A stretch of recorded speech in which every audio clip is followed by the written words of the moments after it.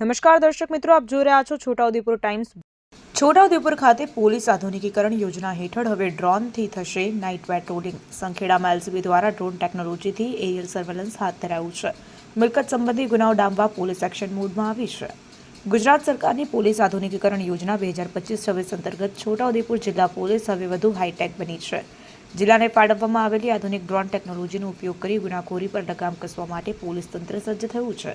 જે અંતર્ગત Chhota Udepur local crime branch દ્વારા સંખેડા પોલીસ સ્ટેશન વિસ્તારમાં ડ્રોન દ્વારા નાઇટ પેટ્રોલિંગ અને સઘન ચેકિંગ હાથ ધરાયું છે।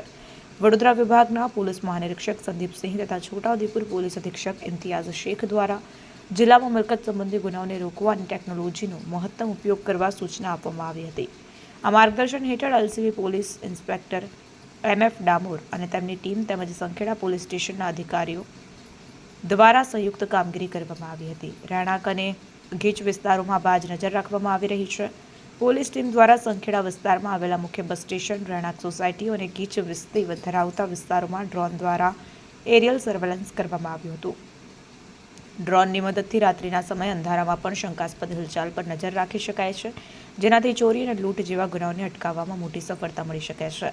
આગામી સમયમાં તમામ પોલીસ સ્ટેશનોમાં ડ્રોનનો ઉપયોગ કરવામાં આવશે। પોલીસ વિભાગના જણાવ્યા અનુસાર હવે પછી જિલ્લાના તમામ પોલીસ સ્ટેશન વિસ્તારોમાં ડ્રોન ટેકનોલોજીનો વ્યાપ વધારવામાં આવશે। માત્ર પેટ્રોલિંગ જ નહીં પરંતુ ક્રાઉડ કંટ્રોલ એટલે કે ટોળા પર નિયંત્રણ, કાયદો અને વ્યવસ્થાની જાળવણી, ગુના શોધવાની કામગીરી, કટોકટીના સમય સર્વેલન્સ જેવી મહત્વની કામગીરીમાં ડ્રોનનો ઉપયોગ કરી જિલ્લામાં શાંતિ અને સુરક્ષાનું વાતાવરણ વધુ મજબૂત બનાવવામાં આવશે। રિપોર્ટર નિશાંત ચૌહાણ, છોટાઉદેપુર।